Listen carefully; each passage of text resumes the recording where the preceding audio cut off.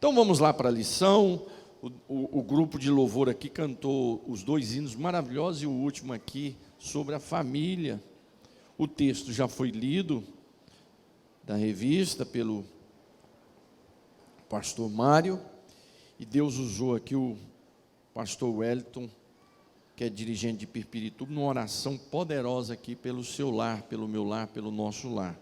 Agora vamos meditar a palavra, e nós hoje temos ceia e depois o batismo, ou ao contrário, o batismo depois a ceia. Amados, em primeiro lugar eu queria que você aí na sua lição, quem não está com a lição, vá lá no texto, porque você precisa entender esse texto.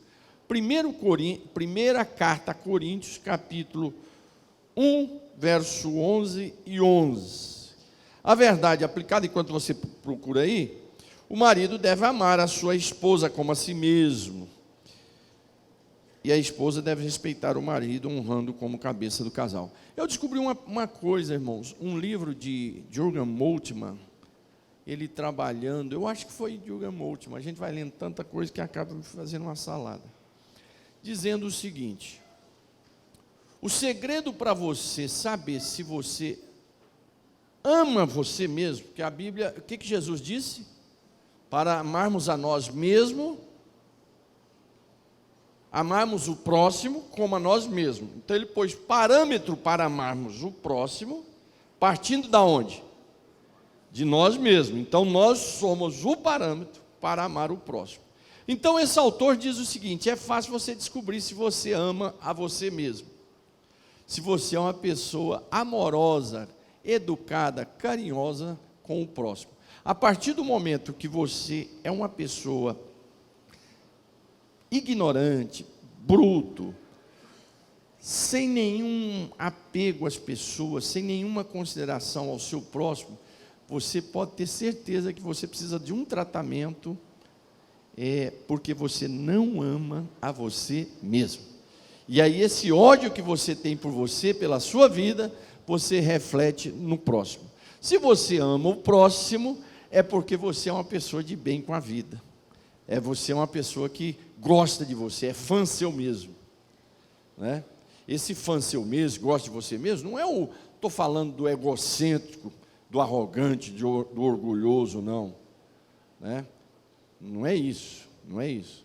Então, mas você é aquela pessoa que é feliz com Deus, é feliz com você mesmo, então você reflete esse amor na esposa, no esposo, nos filhos, nos pais, no caso nosso que somos filhos, nos pais.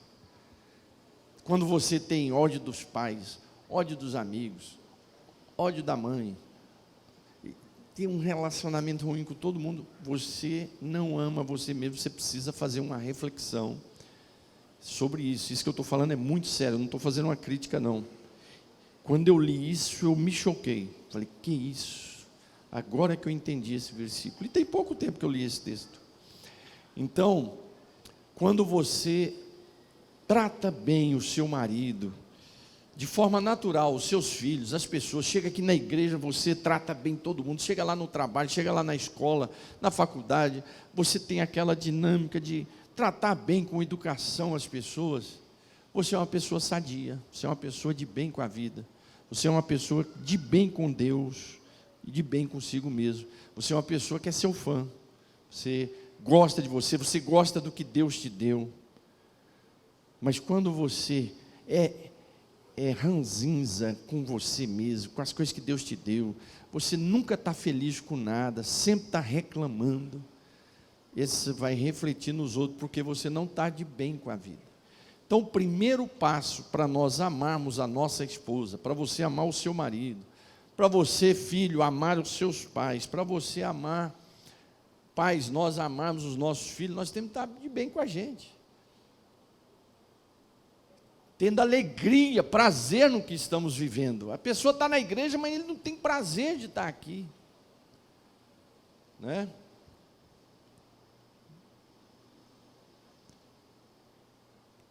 Ele está num trabalho, ele não tem prazer de estar lá, peça demissão. Não, eu estou aqui porque eu preciso desse salário. Não, não faça isso.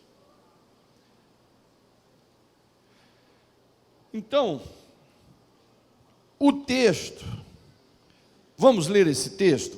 Você vai ter dificuldade de entender esse versículo. 1 Coríntios 11, 11. 1, 2, 3. Todavia, sem mulher, e nem a mulher é sem o varão, no Senhor. O que é isso? Você dá conta de interpretar isso aí? Todavia o varão, todavia nem o varão é sem mulher, e nem a mulher sem o varão. Como é que você vai interpretar isso? Você dá conta? Complicado.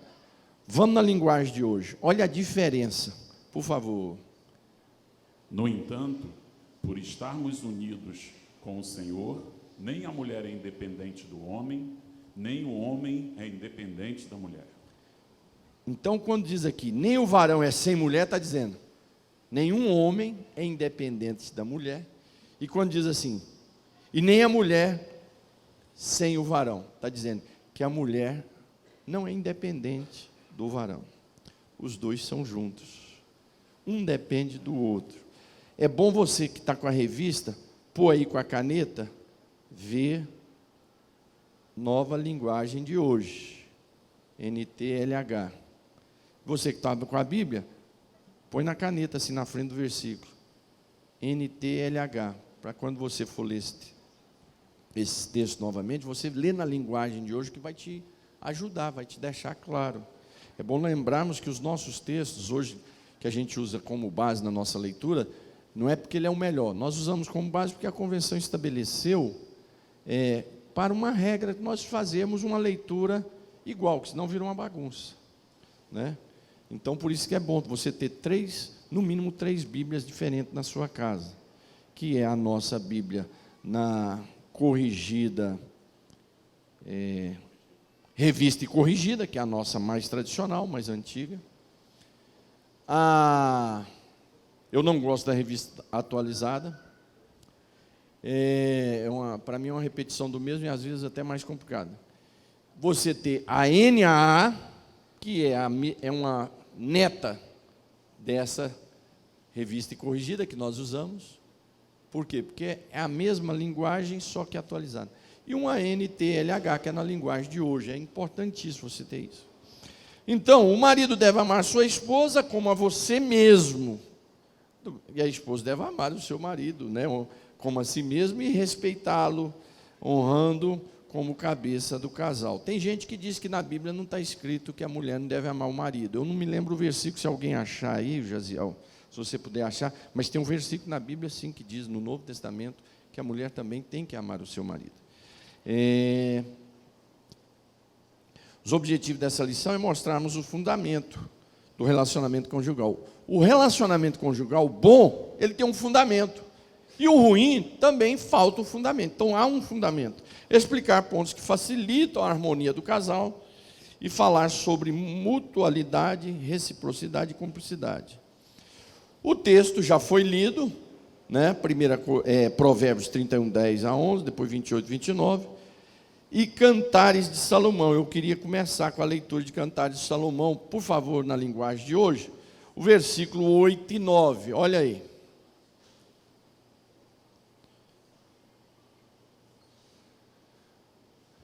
Esse culto está sendo transmitido? Ah, tá, que eu ia falar uma doideira aqui, mas como está sendo transmitido. A doideira entre nós aqui fica contextualizada, né? Quando sai para quem não está aqui dentro, fica meio complicado. Acharam? A partir do 7, pastor? Não, só o 8, não, o 8 e o 7, só ele. O capítulo 8 de Cantares, versículo 7. Nenhuma quantidade de água pode apagar o amor, e nenhum rio pode afogá-lo. Se alguém quisesse comprar o amor e por ele oferecesse as suas riquezas, receberia somente o desprezo, ó irmãos da noiva, ou os irmãos da noiva.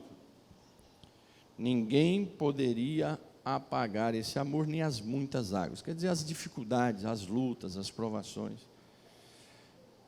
O livro de Cantares, talvez, a Bíblia sempre é muito atual, mas o livro de Cantares, ele é atualíssimo pela crise que estamos vivendo, sendo implantada na questão homens e mulheres.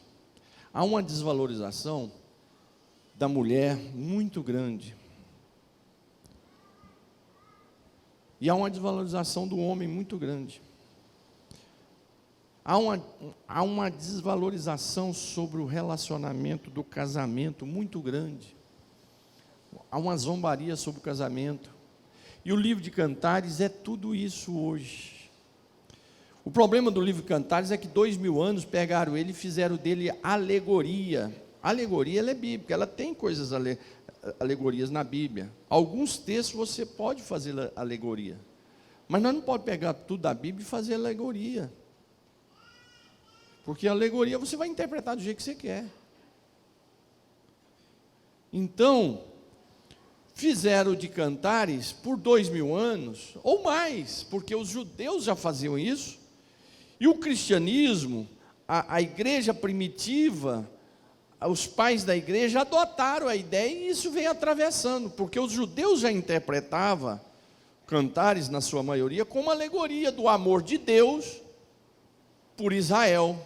E depois a igreja primitiva e ao longo da história adotou Cantares como o amor de Cristo pela igreja. E aí acabou com o livro. Você pode até fazer essa aplicação num segundo situação, mas esse livro não foi escrito para isso. Esse livro, por isso que eu digo que ele é muito atual, ele foi escrito para falar da beleza, do cheiro gostoso, da maravilha que é o amor e a beleza entre um homem e uma mulher, a paixão, a curtição de um casal casado, um pelo outro. Ele fala da beleza do corpo do homem, fala da beleza do corpo da mulher, fala dos seios, fala dele beijando os seios, fala dele beijando a boca, fala dele beijando o umbigo. É difícil aplicar isso como relação de Cristo e a igreja. Ali não, o alvo, o objetivo era Deus mostrando: homem é homem, e a sua companheira é uma mulher, e a mulher é mulher, e o seu companheiro é um homem. Desfrute disso, porque foi Deus que criou. E a Bíblia diz que tudo que Deus criou é bom.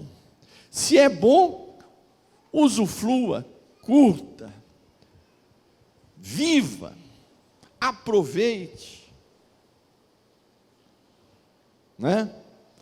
Então, o livro de Cantares precisa ser lido por você. Você que é jovem precisa ser lido, vai subir nas paredes. E você que é casado precisa ser lido. Eu costumo, já fiz isso algumas vezes, ler o livro de Cantares no meu devocional, na minha cama.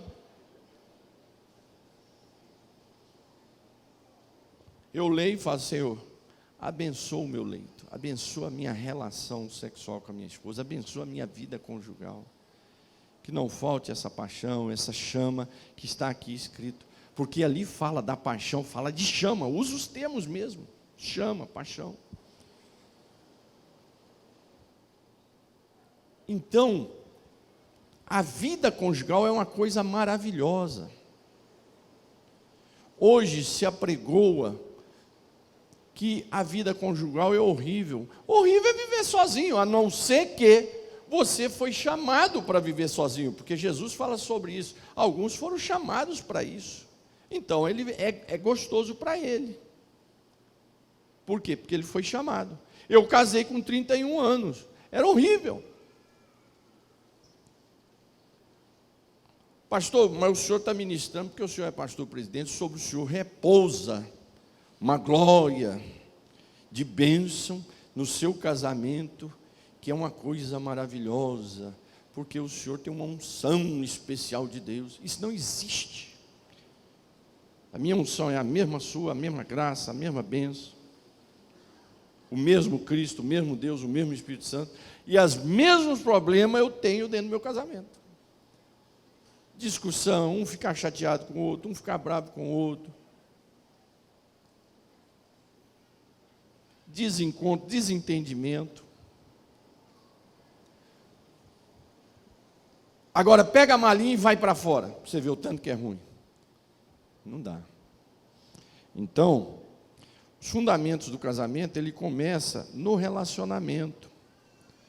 Esse relacionamento tem que ter 3 coisas básicas: amor, confiança e diálogo. E o amor, eu volto a dizer, como é que um casamento tem amor? É onde eu já tinha dado a introdução. Ame-se a si mesmo. Quem não ama a si mesmo, ele não tem amor pela sua esposa. Ele não tem amor pelo seu esposo. Ela é uma mulher ranzina, de mal com a vida, de mal com tudo, difícil convivência, né? A Bíblia diz que uma mulher rixosa, quer dizer, fazedora de confusão, briguenta, enjoada, é melhor morar no telhado de uma casa. Imagina isso, você morar num telhado de uma casa, tendo o seu companheiro um gatinho, porque gato que gosta de ficar em cima de casa, né? Diz que os gatos atuais, mais modernos, nem gostam mais disso, isso é no passado. Eu creio que também esse versículo você também aplica ao contrário. Um homem confusento, um homem que só traz confusão, é difícil de conviver. Um homem enjoado, tudo que você fala com ele está de cara ruim, discorda, é enjoado, critica tudo, não tem uma palavra de elogio, não tem nada. É melhor morar no telhado. Como goteira de água pingando a noite inteira no barulho de uma lata, assim é a mulher brigona. Também aplica-se ao contrário, é o homem enjoado. Você ficar ali dormindo, já tiveram a oportunidade de você estar dormindo e uma goteira o tempo todo batendo numa lata, a noite toda? Ou qualquer um outro barulho repetitivo. Então, o relacionamento ele tem que ser pautado com amor, e o amor começa, você tem que fazer uma reflexão pessoal, se você ama a sua vida. Ah, não, o senhor ama a sua vida porque o senhor tem realizado os seus sonhos? Não. Eu era pastor de 7 igrejas, para mim aquilo era o melhor lugar do mundo. Nós éramos pastores lá em Tocantins, eu acompanhava meu pai, para mim era o melhor lugar do mundo. A primeira igrejinha que eu dirigi, que eu já dei o testemunho aqui, que eu fechei ela, tinha 7 crentes lá em Curitiba.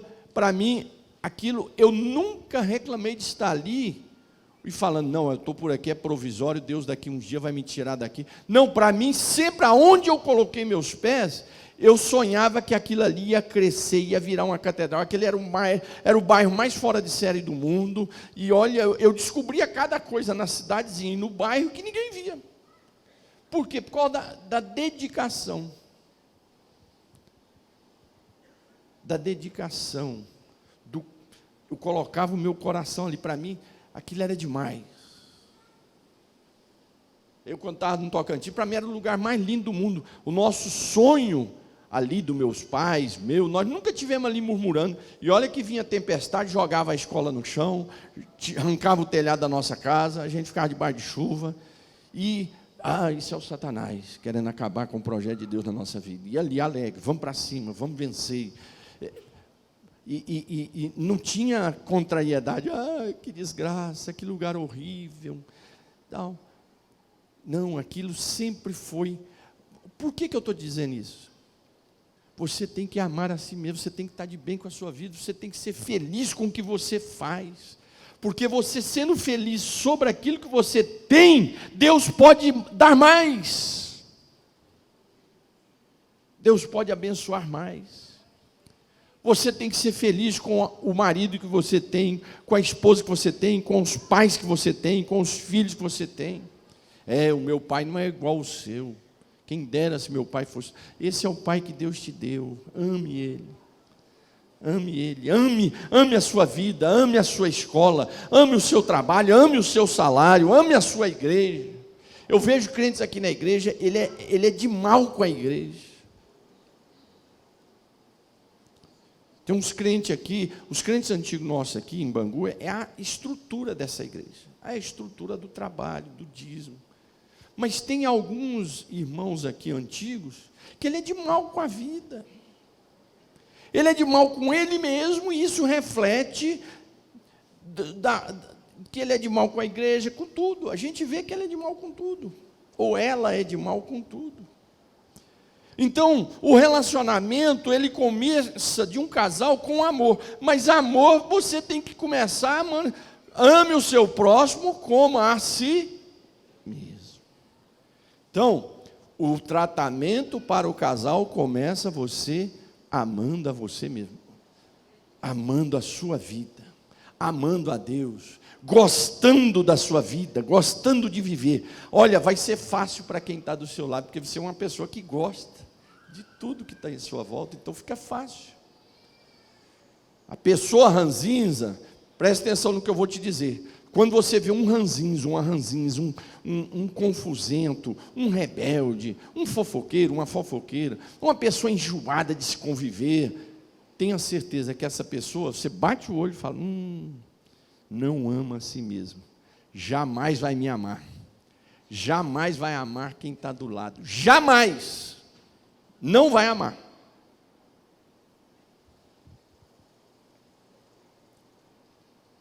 Então o relacionamento começa com amor, e o amor começa nós fazendo uma auto-reflexão, curando a nós mesmos. Então eu tenho que buscar amar a mim mesmo, amar o que eu faço. Amar o que eu faço. Imagina eu sendo pastor sem amar o meu pastorado. O que existe muito. Já vi gente falar, eu sou pastor porque eu preciso do salário. Vai. Meu Deus do céu.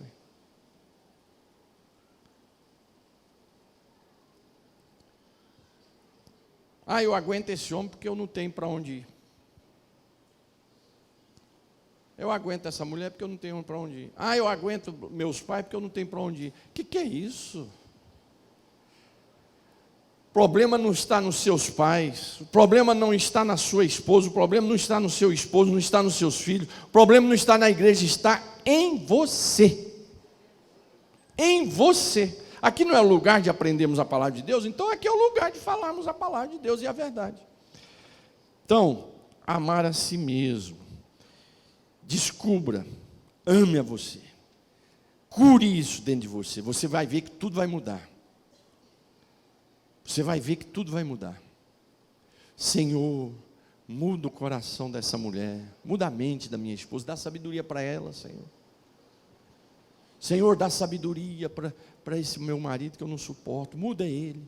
Não, a oração é o contrário. Senhor, muda o meu coração, muda a minha mente.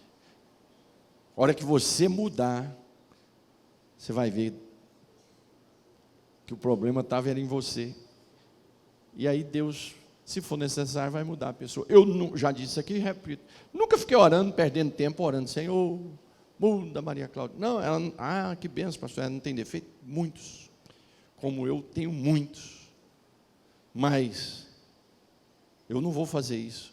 Por quê? Porque com certeza o maior problema está em mim. Então, eu e ela temos defeitos. Mas eu não vou ficar orando, Senhor, muda isso, muda aquilo. Vou perder tempo com isso. Quem Deus tem que mudar sou eu. É eu que Deus tem que trabalhar, mudar minha mente, mudar meu coração, mudar minhas atitudes. Eu leio a Bíblia para Deus me mudar, eu estudo a Bíblia para Deus me mudar. Para mim ser um melhor marido para minha esposa, e ela ter a alegria de ser minha esposa, para mim ser um pai melhor para os meus filhos, para mim ser um pastor melhor para vocês, para a igreja.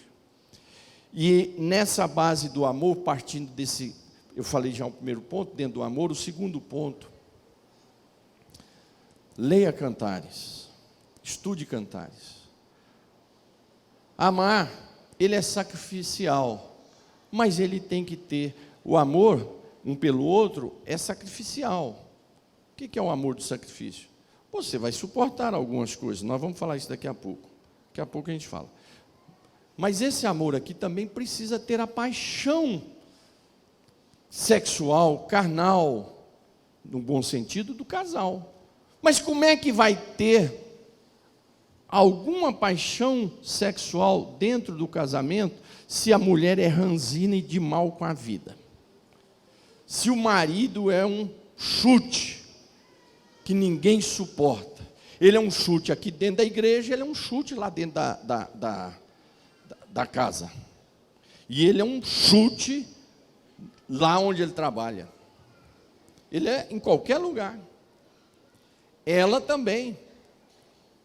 Ela também. Gente que não para em emprego hora nenhuma. Gente que não para em lugar nenhum. Gente que só reclama. Qual é a mulher que suporta isso, irmão? Um homem que só reclama da vida. Chega em casa, aquele patrão meu é um desgraçado. Olha aquele culto, aquele pastor nosso. Se Deus não matar aquele homem, ou tirar aquele homem dali, nós estamos perdidos. Olha aquele líder lá da banda, aquela líder lá da CIB, aquela líder do jovem. Não vai. Amados, Cantares nos ensina a curtir a esposa e a esposa curtir o marido. Cantares fala de uma paixão doida, de beijos, de abraços, de sentir a pele um do outro. Os casais, você precisa sentir a pele um do outro, não é chegar lá, deitar e ter uma relação sexual parecendo um coelho, sei lá o quê.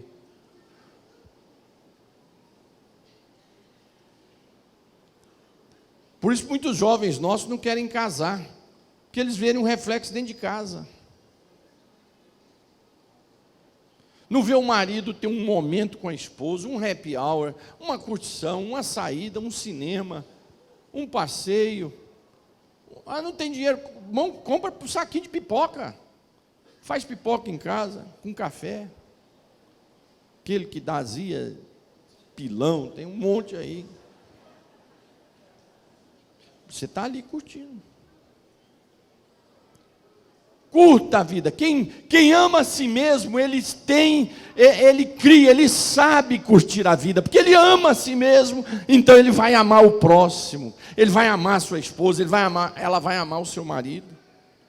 Filhos enjoados, que chegam em casa com a cara fechada, sai com a cara fechada, não conversa com o pai e com a mãe, que é um absurdo isso. O seu pai e a sua mãe trocou a sua fralda suja, te sustenta dentro de casa, te deu um quarto para você estar. Levanta, dá bom dia para o seu marido, dá bom dia para sua esposa, dá bom dia para os seus pais, dá bom dia para os seus filhos. Não é porque vocês estão juntos que não tem um bom dia.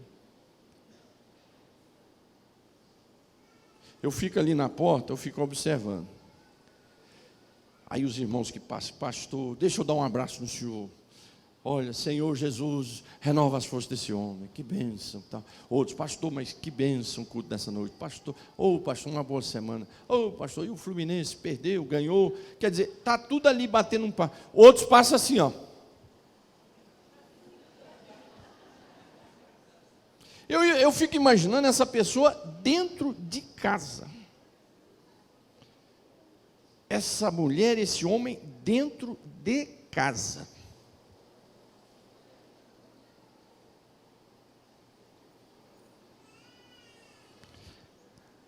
Ame, cultive o amor dentro da sua casa. Mas como é que eu vou cultivar isso, pastor? Qual é o segredo? O segredo é você ser apaixonado em você primeiro. Se você gostar de você, você vai gostar do que você vive, do seu lar, de tudo. Porque você vai gostar da parede da sua casa, você vai gostar de tudo.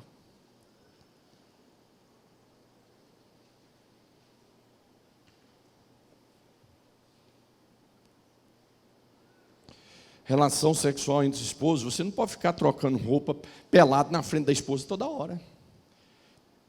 Ou da esposa, ou do esposo, nem. Isso eu aprendi, eu tinha 16 anos, eu jogava bola num clube dos médicos, em Belém do Pará. Por que eu jogava lá? Eu não era médico. Eu estava fazendo 2º grau ainda. É porque eu tinha um amigo que era médico, ele me levava. Todo sábado a gente ia jogar bola lá no clube dos médicos.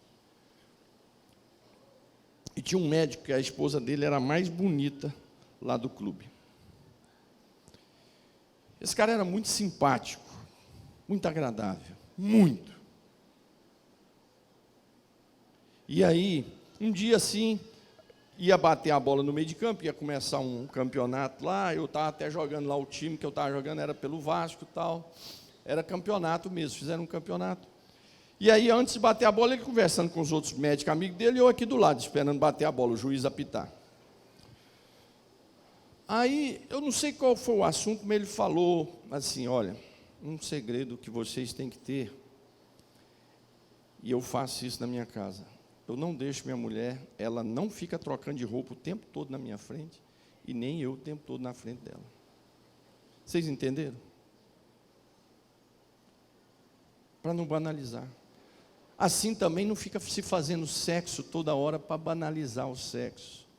Você tem que segurar aquilo, para ir gerando um desejo maior, para dar um ápice, para ser um momento de alegria, de prazer de estar com a sua esposa e o seu esposo. Olha, jovens, vale a pena casar com... Tem atritos? Tem. Tem defeitos no marido? Tem. Tem defeitos na mulher? Tem. Essa semana eu estava, semana passada, não, retrasada, porque essa agora eu estava em viagem, mas semana retrasada eu fiquei quase toda semana com o bispo, nós resolvendo uma questão aí, que eu disse para vocês que no último dia vocês vão ter uma surpresa na convenção. É uma questão que nós estamos resolvendo aí, que vai ser uma vitória para a nossa convenção, para o nosso ministério. E aí, eu sei o que nós estávamos conversando lá, eu falei para ele, a Maria Cláudia vai ser uma mulher que vai ganhar um galardão muito grande lá no céu, porque me suportar, tem dirigente concordando, olha lá, hein? Pois eu vou ver na Câmara.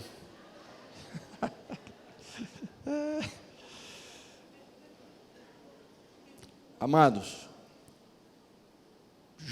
derrama um amor dentro da sua casa. É responsabilidade sua. Como, pastor? Comece a amar você. Comece a curtir você. Comece a gostar de você. Comece a cuidar de você. Não é cuidar de você para os outros, não, ou para as outras. Cuidar de você para você mesmo, e porque você está amando a comunhão com Deus, você está amando. Você daqui a pouco vai estar amando a igreja, vai estar amando a sua família, o seu esposo. E curta. Curta cada pedacinho da sua esposa, curta cada pedacinho do seu marido. E vocês, jovens, ore a Deus para te dar uma esposa. Vocês, moças, ore a Deus para te dar um rapaz, que é bom demais o casamento. É bom. Tem problemas? Tem. Mas é bom demais. Vai viver sozinho.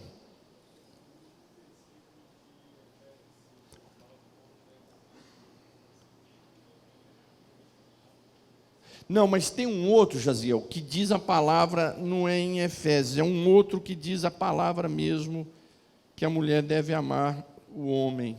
Eu esqueci onde é que está isso. Mas, agora, dentro desse relacionamento é amor, é confiança. Pastor, mas a Bíblia diz que maldito o homem que confia no homem. É isso, é porque você está interpretando errado. Leia o contexto do capítulo. Maldito o homem que confia no homem e faz do seu braço a sua força, que confia no seu coração. Ali está falando de si mesmo. Maldito o homem que confia no homem em si mesmo. Senão nós podemos ir embora para casa. Vocês estão aqui porque vocês, de certa forma, confiam no meu pastorado.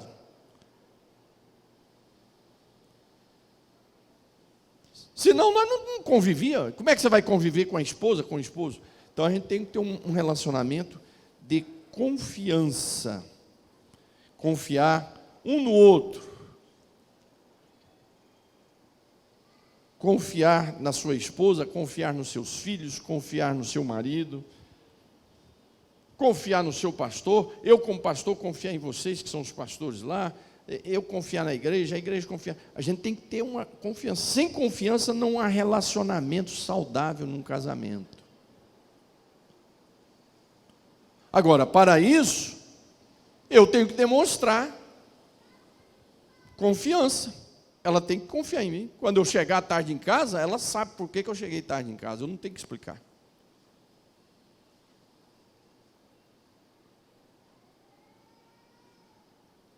Mas por quê? Porque eu não dou motivos. Ela não tem motivos para desconfiar. Por que eu cheguei tarde? Ela sabe onde eu estava. Agora, quando é uma pessoa que não transmite confiança, o outro fica preocupado, e essa pessoa que não transmite confiança ainda começa a dizer, você não confia em mim, você... Você tem que também, não é só ter confiança, você tem que transmitir confiança.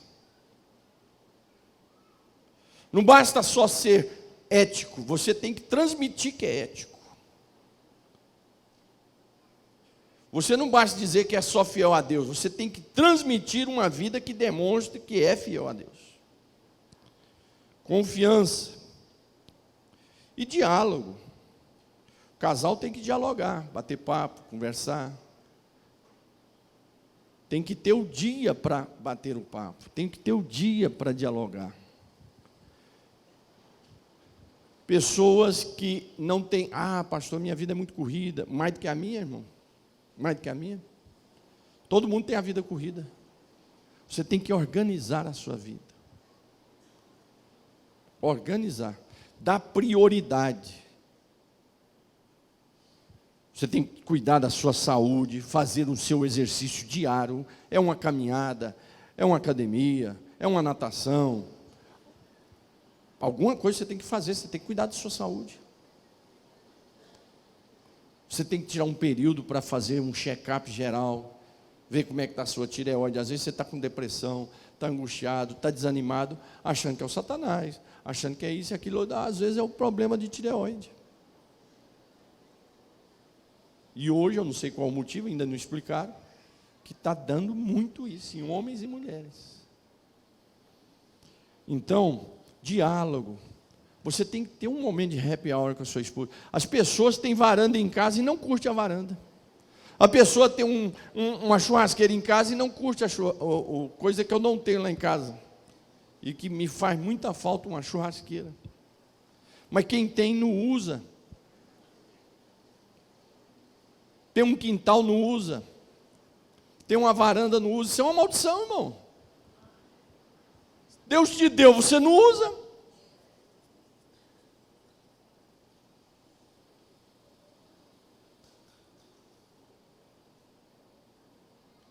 Muitos moram em condomínio. Curta o seu condomínio. Moro numa comunidade. Curte lá o funk quando estiver tocando. Tuc, tuc, tuc. Vamos lá, meu bem. Vamos comer uma pipoquinha aqui e vamos no funkzinho ali. Tem coisa boa ali também. Tem muita coisa boa. Tem muita coisa boa.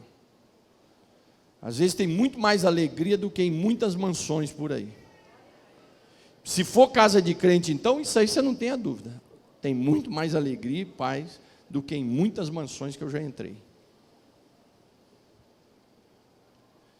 Dialogue com a sua esposa, troque ideias, tire um momento para curtir. Elogie a sua esposa, elogie o seu marido, elogie os seus filhos, elogie os seus pais.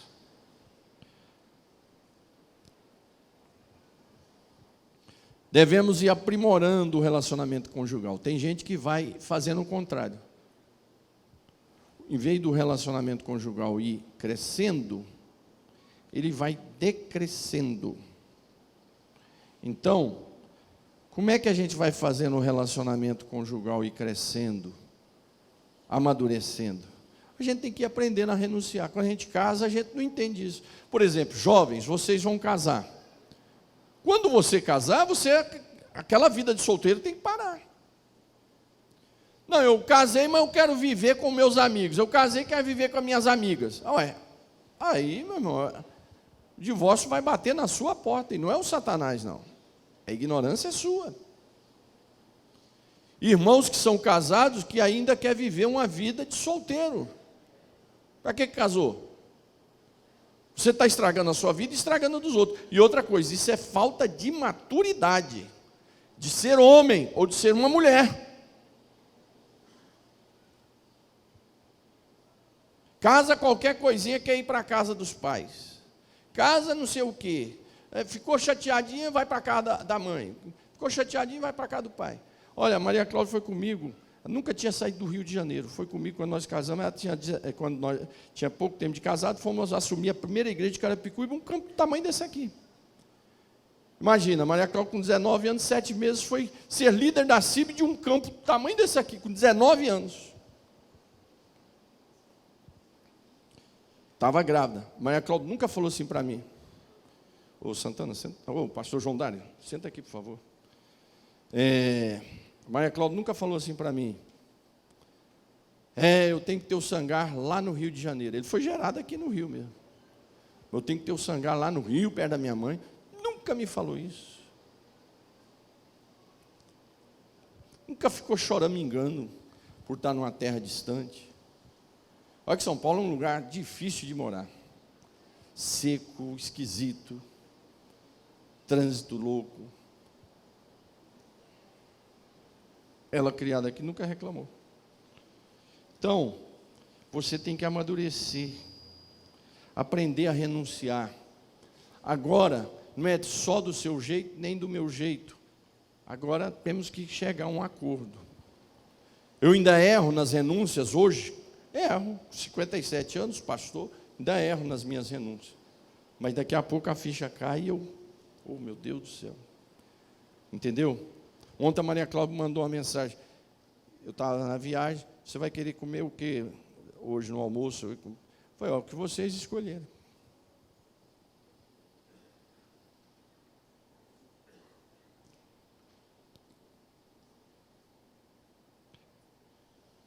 Aprender a renunciar é maturidade. Aprender a tolerar as falhas um do outro.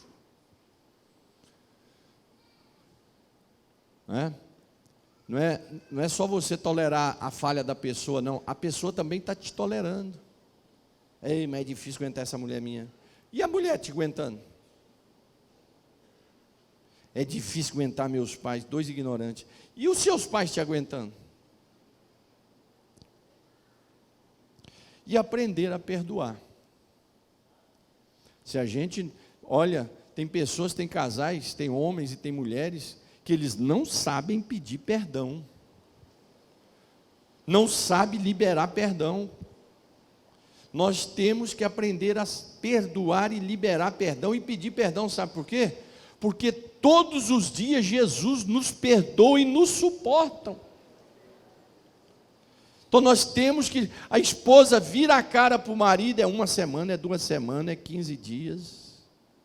Irmãos, e falar nisso, tem pessoas na igreja, mulheres na igreja, que quer ter relação sexual com o marido 1 vez por mês, e acha que está bom. Espera aí, ué. Só se o cara não for chegado no produto, porque se ele for, você está fazendo uma loucura.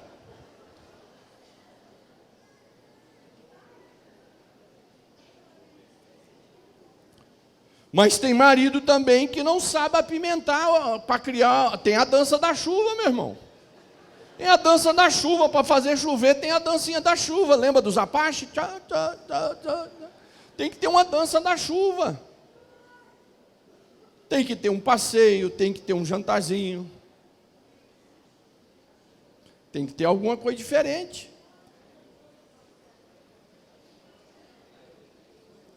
Aí o marido chega, meu bem, hoje não, estou com dor de cabeça. Oh, não, que é isso? É uma falta de respeito.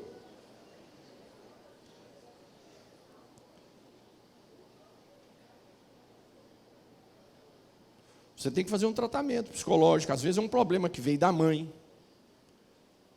Muitas mulheres trazem traumas das mães. A mãe falou tanto mal do marido que criou um impasse. Ou às vezes foi um pai tão ruim dentro de casa que cria um impasse contra um marido. Faz ela ser frígida. Tem que dialogar. E isso você tem que descobrir lá no namoro, viu? Não, tá assim porque no namoro depois vai melhorar. Vai piorar. Não melhora, nem com oração. Vai piorar. Você tem que descobrir tudo isso no namoro. No namoro. Não, depois de casar vai piorar. aprenda a suportar as falhas e aprenda a perdoar. Libere o seu coração para perdoar a sua. Olha, esposas que ficam de mal dentro de casa do marido uma semana, 2 semanas, 15 dias. O marido que fecha a cara para a esposa e não perdoa, não libera o perdão para a esposa. A esposa faz de tudo ali para ver se ele libera o perdão.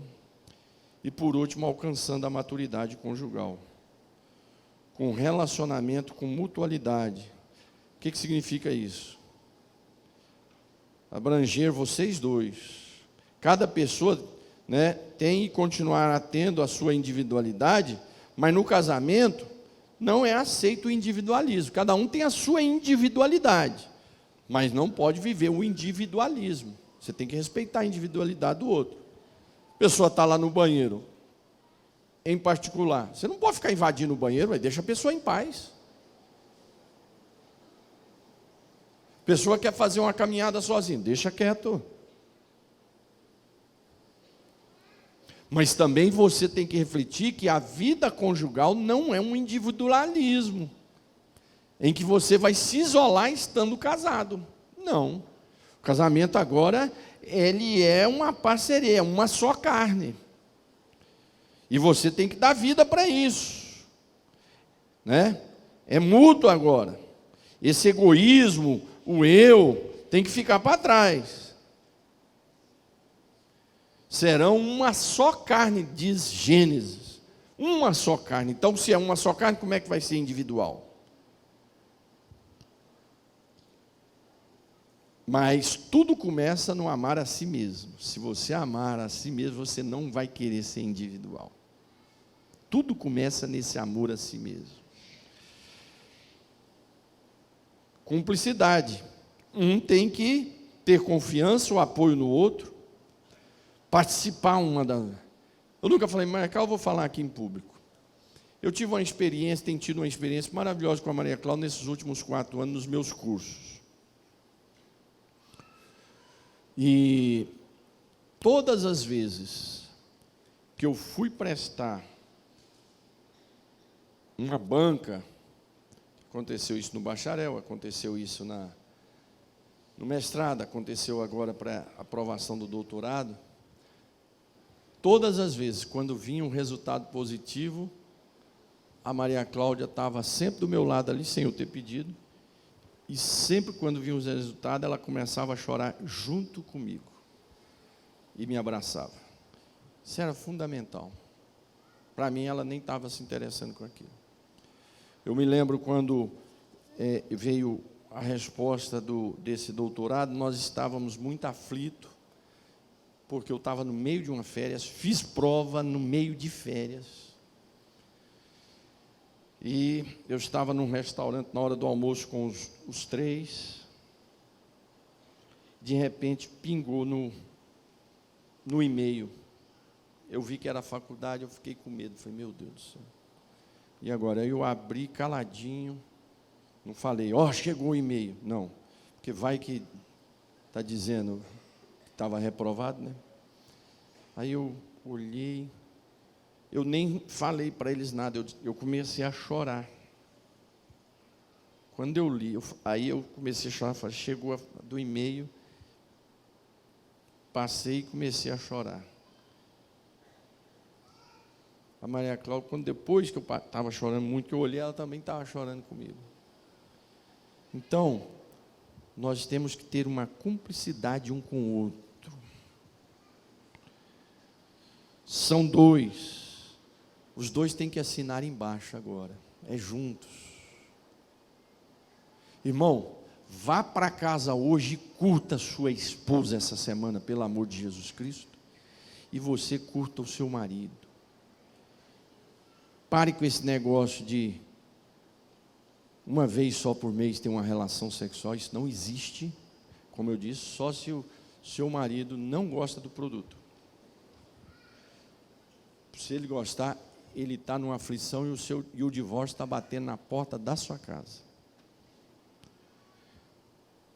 Está batendo na porta da sua casa. Deus criou o homem e a mulher e disse, vocês agora são uma só carne. Quer dizer, ali era o casamento. E Deus disse, e viu Deus que isso era, se é bom é porque é bom mesmo. Se Deus assinou embaixo e disse, esse negócio aqui é bom, é porque é bom. Por isso que o diabo tem fúria contra os casais, contra a família, contra o casamento.